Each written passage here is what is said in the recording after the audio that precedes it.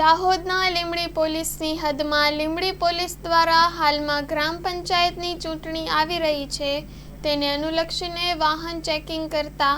તે દરમિયાન પોલીસને જોઈને બુટલેગર ફરાર થવાનો પ્રયાસ કરતા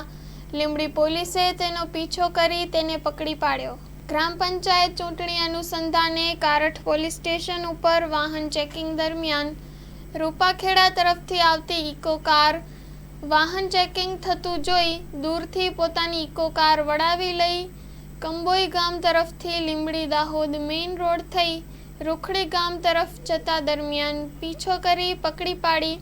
તપાસ કરતા ઇકો કારમાં આરોપી રાજેશભાઈ ચારેલના કબજામાંથી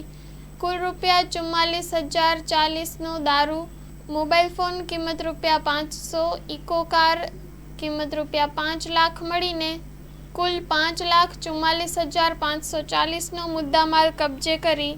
આગળની કાર્યવાહી હાથ ધરવામાં આવી છે। Story report by Kishore Dabkar, Dahod.